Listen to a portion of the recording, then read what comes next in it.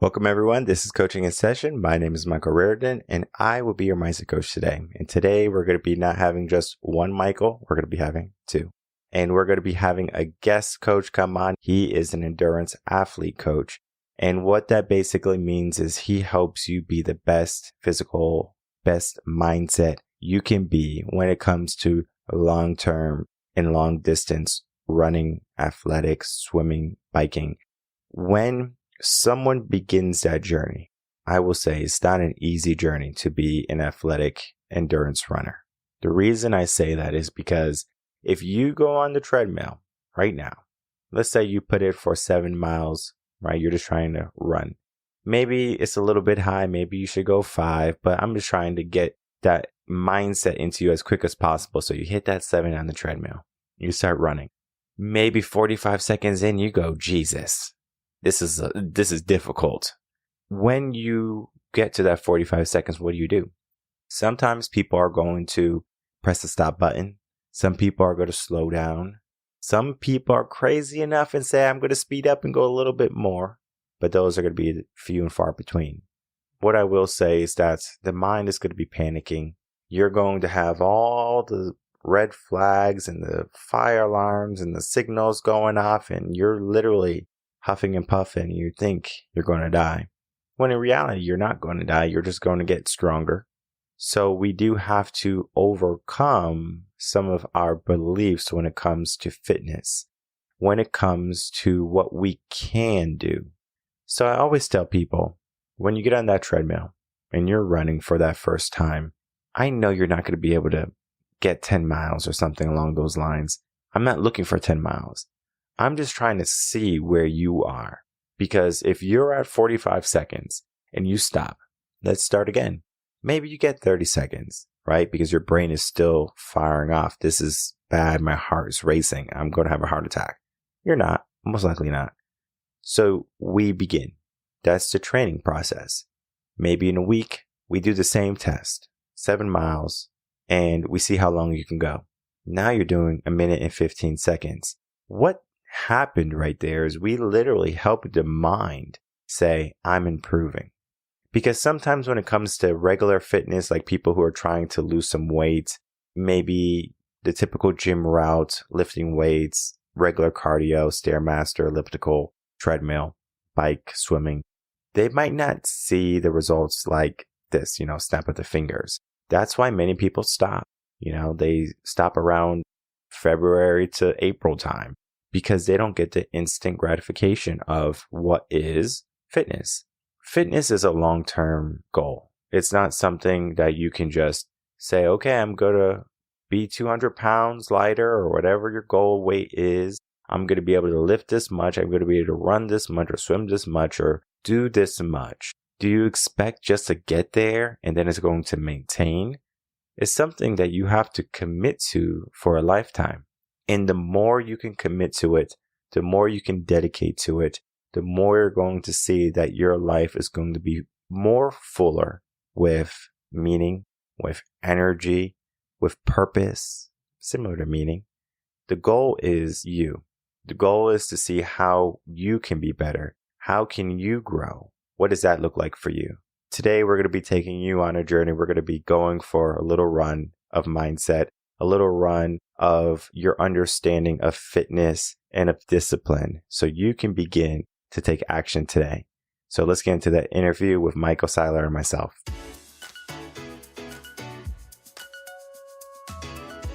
Welcome, Michael Seiler, to Coaching in Session. How are you doing today? I'm doing great. How are you, Michael? Doing well. Thank you so much. It's always great to meet another Michael. It's a great name. And I know we're going to have a great conversation today. We're going to be talking about your work. You are a performance coach, and performance is what performance is. And a lot of people don't have the performance. They don't have the discipline to perform. They don't have the mindset to perform. There's just so much that comes into performance. We're going to get into all that today. Without me talking about your work, because I know performance coaching can be a little bit vague. You do so much more than that. Please tell the world who you are, what you do, and how you help them. My name is Michael Seiler. Run a company called Meta Endurance, along with my business partner, Holly Benner, who's a former professional triathlete. I had been running another coaching company for about 5 or 6 years when Holly, who is my personal coach, and I partnered up and said, hey, she came to me and said, hey, would you ever be interested in partnering with a coach? I said, only if it's you, just because our vibe is very similar. We're both endurance athletes and really have been focused on helping endurance athletes create sustainable performance. And we really take a whole athlete approach, focusing on their mind, their body, and their soul. And what we have found is this approach is, I think, a little unique in the industry. We can't find a real good corollary to what we're doing. But what we have seen just time and again is you've got athletes who come to you looking for help with, say, I'm going to do an Ironman triathlon, or I want to run a marathon. But then as you get into it, you realize that there's some mindset work you need to do with them. That whole other thing we call life, that we need to help them balance that on how do they manage a busy work schedule or family schedule along with the demands of whatever they're training for. And so that's really where we've developed this framework for helping hit on those three, mind, body, and soul, to really work with the whole athlete. We chose the name Meta because it's a Pali word, which means loving kindness. And we firmly believe that loving kindness starts with yourself and giving yourself some grace, doing the things to take care of yourself, whether it's focusing on sleep or nutrition or your family in that moment, so that you can be the best you on any given day. So let's go back to your history, right? You said you were an endurance athlete. What got you into that type of sport? Was it something you did in high school, or was it something you fell in love with as you were growing up and maybe you were in a career, like maybe corporate, and you say, you know what, I'm going to do some Ironman, some 5Ks, and you fell in love with it? That's a great question. When my sisters listen to this, they will laugh about it. So I grew up playing soccer. I started playing soccer when I was about 7 and played through college. I was an all-conference goalkeeper in college, played a little bit after that. And I remember to the day I think I was in college, may have been after, I make this declaration of, I'm going to run a marathon. And my family is super competitive. My sister ran track at Auburn. My younger sister's super competitive. So they said, noted. And I never heard the end of it until I ran one. And something about that just clicked with me. And one marathon became 2 marathons, became somewhere in the neighborhood of 37, 38. I had been riding bikes and racing bikes. And so you start to string those together and add swimming, you're doing triathlons. And then now primarily I focus on endurance gravel events, so on cycling, as well as still running half marathons and marathons. But it's just something in the process and how do you manage an effort over a long distance really just appealed to me. So it was something I wasn't born into. It's something I developed over time. You would say that it's different because it's a different mindset than playing soccer. You're running up and down the field. I know you were the goalkeeper, you said, so maybe not as much running for you, but still important job, right? You stop those opponents from getting those goals that they don't need, right? You need to win. You need to make sure that you protect the goal. When you were there, you might have did training, like this regular training with the team, running, sprints, all those things, but it's different than running a 100-mile race, right? Or something along those lines, right? When we get into that mindset, I often think of like the man David Goggins, and he has that mindset of like doing these races and doing these crazy things where it's just like, even though he is a guy who goes to the gym and he does a lot of pull-ups and incline press, he loves to run, and like he runs a lot, like 8 miles. I think it's like the shortest he runs a week. He runs, I think, multiple times a week. I want to say 5 to 7 days. I think he does something every single day, but he has that mindset. Would you say your mindset is similar to David Goggins, or is it a little bit different? There's definitely some similarities for me personally. And I know in listening to your podcast, I know for you, going to the gym 5 days a week is important to you. It's part of who you are. I'm very similar. I need to do some form of movement every day. I generally work out 6 days a week. On that 7th day, I'm still doing something like going for a walk or doing some mobility work. But I need that for me to feel at my best. I think the big difference for me is, Goggins tends to be a little bit of the go hard or go home, which works for some people. There's sometimes you need to hear that message is, here's a time you need to suck it up. But I think his point is you need to challenge yourself and continually push your limits and to do things that are hard for you, because you're going to learn from that. Your body's going to grow from that. Your mind's going to grow from that. Even if you fail, you're going to learn something and you can adjust and try again or try something differently. In that respect, I think we're similar. Well, I asked a question because it's important for people to understand you have two extremes, right? David is definitely on the very extreme level where he will do some crazy stuff, run in the rain. He will run, blistering cold. He doesn't care when some people are like, well, it's cold out. Let me go to the gym, run on the treadmill, something along those lines, where people have different levels of comfort or different levels of determination. So when you work with individuals who are looking at building their endurance levels, their, times and things like that, when it comes to endurance fitness, what's the approach? Is it more of let's see where you are or let's see how much you can do? So when I start working with an athlete, we start where they are. If they can barely run down the block, that's where we start. If they can, if they've got a good base, running 3 or 4 days a week, we start there. And we continue to build with the goal of, there's a phrase that the writer Steve Magnus uses of providing just manageable challenges. So something that's just outside of their reach to give them that nudge, to push them a little bit more.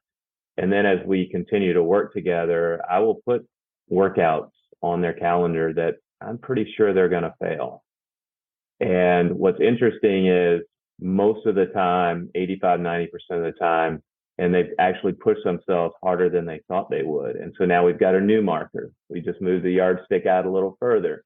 So we keep just these just manageable so that they are pushing themselves without the potential downfall or negativity that comes with failing it. Because then we got to start to deal with their, how they perceive failure, how they deal with failure. But it's really about just those just manageable workouts that give them something to stretch for. I want to get into runner's high, but before I do that, I want to talk about the aspect of mindset. So as you say, you give them something so challenging, just out of their reach, and maybe you're expecting them to stop, not be able to complete it in the time that you want it to be done. Great example is going to be just a basic example. It's not really endurance, but let's say someone's trying to run 5 miles, right? So they're running and let's say they get 4 miles in, they stop. They're like, I'm gassed out. Do you find it's more difficult to start back up when you stop rather than just getting it done? It's a good question. Personally, I find it a little bit easier to get it done, to just push through. But I got there through a bunch of sets and reps over my training period. And however, someone gets to 4 miles and they're just gassed. There's nothing they can do. Well, we learned something that day. And it says, okay, we need to go back to the drawing board. What happened? Was there some cause for it? Nutritional issue? You changed the way you worked out, time you worked out. You had a really stressful day. Or is it just a training thing and we're just not there yet and need to just continue to build, and then we'll try another 5-mile run later to test to see where we are. Yeah, that's important to understand, I find, because when it comes to like running and me doing things, if I stop, it's just like I give my brain a green light. Hey, it's okay to stop. It's okay to take it easy. And I find that like when you're training, like especially running, cardio, it's like the moment you give that pass, that hall pass, whatever you want to call it, it's like a battle. And I know like sometimes you can be running and you just feel like I'm going to stop. I'm going to press the stop button on the treadmill. I'm going to stop on the track, whatever it be.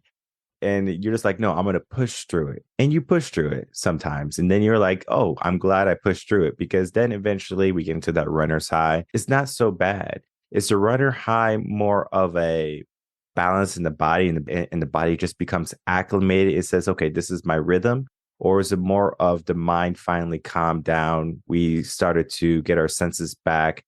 We're no longer in the sense of fight or flight. And it's like, okay, now we can be logical again. Like, what's your take on that aspect? Awesome question. I do think that runner's high comes from, I mean, there's some chemical things that are going on that give you that positive, what we know as the runner's high. But I like the way you described it. It is your body, your mind kind of settling into the rhythm and feeling comfortable. It's interesting. Something I started experimenting with, and I've now got at least my athletes who do run, is what most people do is they step out the door and they just take off running. And immediately their heart rate spikes and you do get that stress response in your body. It's like, oh, what the heck is going on? What is going on? And it goes, straight to sympathetic response. And often that either, because they went out too fast, their brain reacted to the fact that their heart rate shot up really quickly. So one of the things I've been really getting my athletes to do, and I do this on every run, is I walk the first 2 to 3 minutes of my run. The point being is it creates a signal to my brain and my body to say, we're getting ready to go to work. Start getting ready, start warming up, start getting the fuel going, the engine running. And so when I then start to run, I don't immediately go to that sympathetic response. And it does just I'm starting at a settled place right out of the gate versus having to calm myself down, I've found that it gets me to that settled state that you called it right away. Even when I'm running intervals, even if the workout includes intervals, I'm still doing that because it just allows me to ease in to get ready for the work at hand. Indeed, do some stretches before that 2 minutes or 3 minutes of walking, or is it more of I'm going to get my stretch in that 2 or 3 minutes? Not a fan of static stretching. So I want something that's really at what I would call mobility. So movement based, and part of that is in the walk, is doing a very brisk walk. It's starting to loosen things up, move it around. If you want to insert some mobility while you're doing that, even better. I spend more time on the mobility post activity, whether it's biking, running, lifting, because that's where you're really going to start to get the recovery and get those muscles loose post run or post bike. When a person is, living, maybe they have a corporate America job, they give themselves these goals, these aspirations. And one of those goals is I'm going to do a 5K. I'm going to do some type of run, right? Maybe it's a Spartan man race, a Tough Mudder, whatever the race is. They give themselves a goal. Sometimes they just kind of do it for fun with their friends and they don't care about timing. Sometimes they truly train hard and say, I really want to be number one, or I want to be the top 10, or whatever the goal placement they gave themselves. If someone was just a corporate America person, maybe they don't do much fitness work, maybe go to gym 3 times a week, activity levels light at best, where would they begin? I know they're not endurance athletes, but they want to be endurance athletes. They want to do an activity that is an endurance activity. Where do they begin? I hope this doesn't sound like a cop-out, but we have to start with where they are. I would sit down with the athlete and understand what they're doing, what their demands in their life are. Find out, really, one of the questions I have on our intake questionnaire when we bring on a new athlete and have what we call a discovery call is I want to know what their why is. Why do they want to do this? Why is this important to them? What will it mean to them to complete this? Because that really helps me understand their psyche as they're going into. It also gives me a sense of how hard they're willing to work for this goal. It also helps me understand, are they someone that's going to trust the process, put in that work? Because really completing something is a point in time. And what I want to be able to do is help someone develop good habits, sustainable habits that will see them through beyond that Tough Mudder, Spartan race, half marathon. I've just seen too many people that say, I want to run a half marathon. They do all the training, check the box, and then they go back to their old habits. And I think a lot of it is they weren't doing anything and they just went and did this thing and didn't really understand why they were doing it, why it was important, because that's going to be the thing that drives them longer term. It's more than just a trend or something they want to get after bucket list. It's a lifestyle that they have to adapt. Yes. Yeah, it's important that I think they understand that at least. because especially around New Year's time, I mean, that's when the clients spike for me. It's like everyone's like, hey, I want to get a better life and I want to do this. And January is right next to February and February is Valentine's. So people are trying to find someone to snuggle up with. And it's just like everyone's trying to do so much and they fill their plate and they give themselves all of these ideas and goals, and they're great to have those things, but they don't have a lot of implementation and action toward them, right? They might have got a trainer at the gym or a gym membership and they go for a little bit, but they fall off.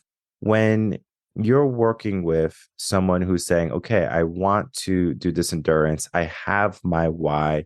How do you keep them on the horse? How do you keep them hungry each and every day to make progress, to reach the goal of maybe 5 mile, 10 mile, whatever they're going for? There's a couple of tools that I like to use.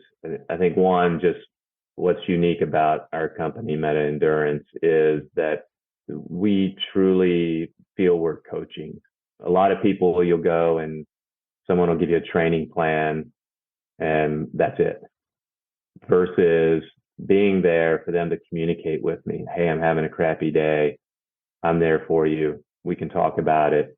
Maybe we need to make an adjustment to your training today to address a long day at work. Or there's that conversation and communication that we have found keeps people motivated. And part of the role as a coach, and I'm sure you see this with your clients, is they're hiring you a little bit for accountability because they know the Michaels are going to be looking at how they're performing on their training plan, and I don't want to disappoint them.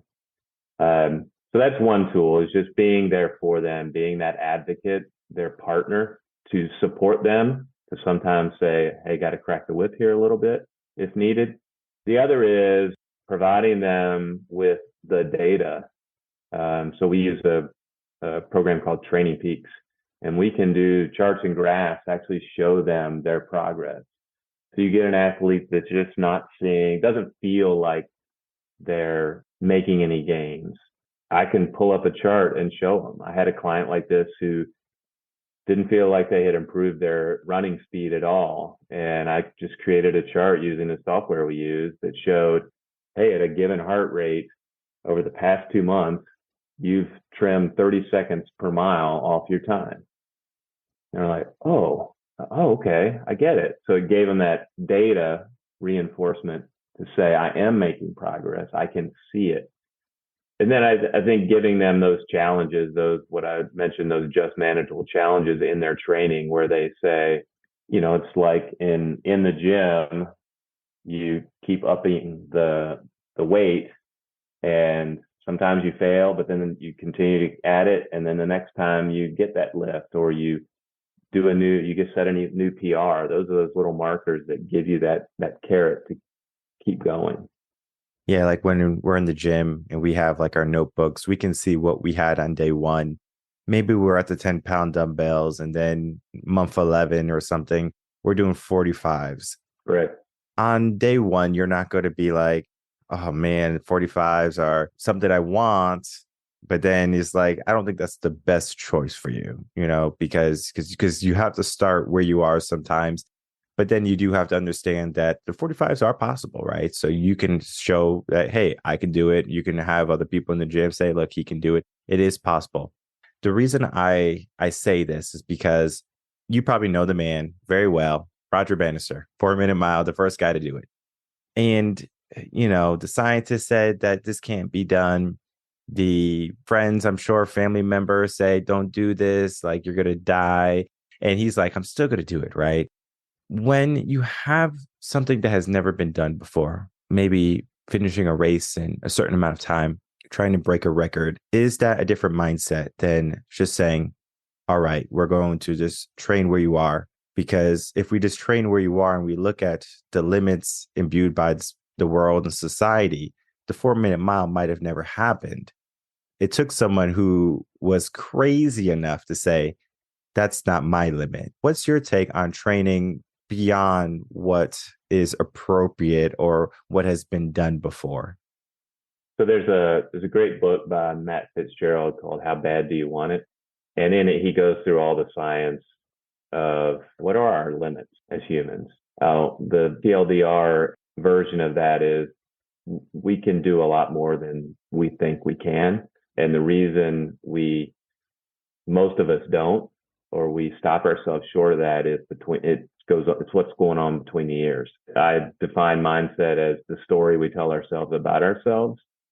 And if you're constantly telling yourself, oh, I could never run a 4-minute mile, guess what? You're probably right. So it definitely is a mindset in there. There's maybe it's crazy, or maybe it's just a belief, a self-confidence maybe that differentiates people. A Roger Bannister from just ignoring everything around him and all the scientists and everything and saying, I understand that, but I have enough confidence in myself to believe that I can do that. What's interesting about a story about Roger Bannister is a lot of these people that do break records, it's not like they just hopped off the couch and went and did this. So they had a track record of saying, I've continued to get faster. I continue to train and make improvements. So they were getting that reinforcement that helped set that mindset and gave them the evidence that this is achievable for me. You look at I forget what they called it, but the Nike project where they wanted to run the sub 2-hour marathon. These runners said, I've run at this pace, and I know that if I've got a car I can draft behind, I've got pacers, that's going to be the edge I need to get under 2 hours. But it starts with the mindset, what's going on and what story you're telling yourself.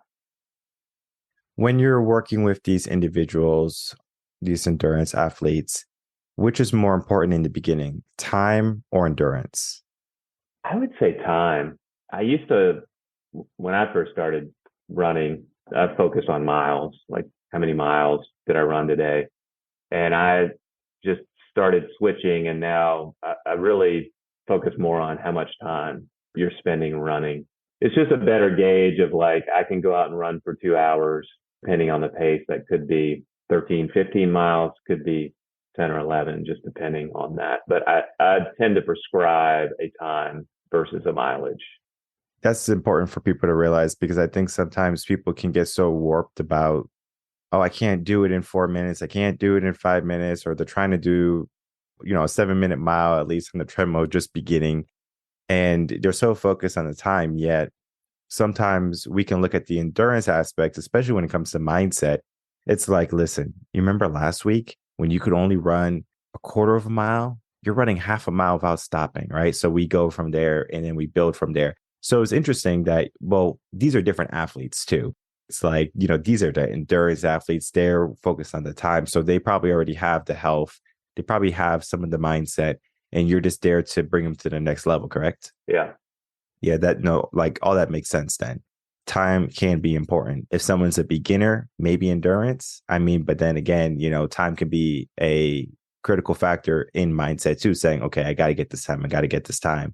Even when I ran in high school, it was all about endurance. It's like, all right, I want to do 4 laps. I want to do this many laps. It wasn't so much of the time until college where I said, okay, I want to do this in this amount of time. And the only reason I did it was because of competition. So me and my cousin would go to the gym together, and we're like, all right, let's see who could do this the quickest. So we were literally dying on the treadmill trying to beat each other. So it's so important to have some good people in your life, some good competition. And that is what we need as individuals. We need people sometimes to hold us accountable, as you said, to push us and to teach us, because you have already done so many different things in your life from your own athletic career. Now you can imbue that into other people who might be younger, who might be starting off, and then they can begin that journey. As we begin to wrap up, I would love to get some final words from you, and then to please tell the audience where they can find you. Yeah, I think from final words, it really is important. And I think in the coaching industry, we find there's a lot of hesitance for people to hire a coach. And we're really there to help them, to be their partner, to help them achieve whatever the goals they have for themselves. And whether it's accountability that they want, whether it's helping them manage all that's going on in their life to help them achieve that goal, that's where a coach provides value. You look at Roger Federer, he has a coach. He's had a coach all his life. Even as he's reached the top of his sport, still has a coach. it becomes that person that can offer that feedback, the support, cracking the whip when you need to. And I think it doesn't matter what level athlete you are, and whether it's I want to be a 5K runner, I want to run a half marathon, I want to bike across America. Coach can really help you achieve those goals. Finding us, you can find us on Instagram at Meta Endurance. You'll find us on Facebook on Meta Endurance. If you want to personally find me, I'm on Instagram at bike.zen, bike.zen. Do a lot of crossover posting there. But you can also find us at www.metaendurance.com. And you're right. We need a coach. I know it's an investment. I know it's something that people think, oh, I can try to do it by myself. And you definitely can try. You might be able to succeed, right? I'm not saying that it's impossible. It's just that it becomes even more possible when you have a coach. Leverage that. The greatest. Michael Jordan had Tim Grover. He had, of course, his basketball coach. LeBron James has his coaches. We look at sports, Olympics, whether it's, gymnastics, swimming, Michael Phelps, they all have coaches. Yes, they're amazing, right? You probably say, oh my God, I can never do that. But if you have the right coach that can guide you, that can say, okay, we need to rest, we need to push, we need to rest, we need to do this, and you listen, amazing things will happen. And it's like something you have to experience, because it was something that I had to experience when I first got my coach, my mentor. It's like you think you know, but then when you finally get a coach, then he's like, oh, this is like a cheat code. So if you're ready to take it to the next level, if you're ready to begin truly living, a coach is going to set you so far ahead, and you're going to say, why have I been waiting? All the links are going to be in the description box below. Check out Michael. He's going to be waiting for you so you can begin your endurance athletic career. And if you are an endurance athlete, he's going to take you to the next level. I want to thank you so much, Michael, for coming on, spending some time with us, and talking about the work that you do. All right, everyone. I'd like to thank you so much for watching that interview with Michael Seiler and myself. What went on was we talked a little bit about his business. We talked about why he began, but then we put a heavy emphasis on where do you begin? What are the aspects of mindset? What's going on in your mind? Things that you should focus on. And the reason why I brought the interview in that direction today was because recently I was talking to someone older. They're getting ready to retire. He was telling me about his kids, and they're just graduating college. And I was like, okay, they have their whole life ahead. They're doing good. He was talking about regret. He said he wanted to live life with as little or no regret as possible. So he was doing things that maybe his wife didn't want, or maybe people would have said like, really, you're doing that? Sometimes a 5K, an Ironman, a Spartan race, whatever it be, becoming an endurance athlete, it can be on the list. But maybe you're not in the best physical shape right now. Maybe you don't have the mindset. Maybe you don't have the discipline. And it's going to take a lot of work. I often say that most people are not going to take action unless they have a trauma in their life. They have a moment where they say, you know what, this is my wake-up call. I have to do this. But today can be that call to action. Today can be the day that you say, I'm going to run that 4-minute mile. Today is going to be the day that I'm going to do a group race, or I'm going to do a triathlon. Whatever your goal is, just commit to it. Easier said than done, Michael, right? Because you can commit to something. You can write it down. You can say, this is going to be my New Year's resolution. But then you find that you didn't do it, and the next year becomes more difficult. The next time you start, it becomes more difficult, because we have not given ourselves the purpose, the why. And one of the things Michael does, he says it. We focus on the why because it is a lifelong type of commitment. It is something that is not just, all right, I'm going to do keto for 30 days and then I'm going to lose all this weight. This is not that. This is something if you want to change your whole entire life, better cardio fitness or cardiovascular, right? Being able to do more, running after your children if you're older. I think it's called osteoporosis or something along those lines, stopping that from kicking in, getting moving, meeting people, learning how you can have a life of fitness, but it can be fun also. We talked about many different things. We talked about this, but we alluded to it more so than that, was the aspect of competition, where you can be in competition with someone and they can help elevate you. But maybe you're doing this for you, right? Sometimes people, they just want to be an endurance athlete. They want to run a 5K or a 10K or whatever it is. And they just want to do it because it's a bucket list thing. Or maybe they do that and then they say, okay, what's the next level? What's the next level? And then they keep going. And then maybe they form the habit. They have the discipline already. And they say, this is my lifestyle. But you do have to commit to it. You do have to say, this is something that I want. This is not, again, your fad diets. This, again, is not your momentary New Year's resolution. This is something you have to commit to if you want it. So the people who are trying to make a difference in their life and they're trying to do an overhaul on their fitness, their mindset, endurance is going to be exactly what it says. It helps you endure not only running, the pain, but understanding that sometimes we are wired for comfort. And sometimes when you're running, you might not be comfortable. You might not feel like running. You might not want to run in the rain. You know, some people feel the rain, some people get wet. Which one are you, right? Are you the person who just gets wet and you're like, oh, Jesus, I'm soaked? Or you can say, I feel this rain. This rain feels cool, cold, maybe warm if it's summer and humid. What does that feel like for you? What I can tell you is that if you can start to live life that way, you start to live more in the present moment. Because you're not thinking about, most likely, if you're on a run, you might be thinking about it, but maybe not, probably not. You're going to be focused on that run, on your breath, on your control, on your time, on your heartbeat, drinking, whatever you got to do. You're not going to be like, oh man, after this run, I got to go pay some bills, or after this run, I got to go, fire some people, or whatever you have on your mind. Typically, when it comes to fitness and you're really into it, like truly into it, like when I'm lifting heavy weight, I'm not like, like I'm lifting heavy weight. Oh man, like after this, I have to go grocery shopping. It's literally like, I need to lift this weight up. We start to focus on the now. We start to focus on the present. And when we do that, that is where happiness and joy reside, in that moment. Happiness is not a delayed moment. It's always the moment that you're in. And if you can't learn that, try to run a mile. Try to do a Spartan race. And you're going to start to appreciate things so much more. Maybe you appreciate your bed when you get home, a nice hot shower after this tough mutter, and you're like, I can appreciate this so much more.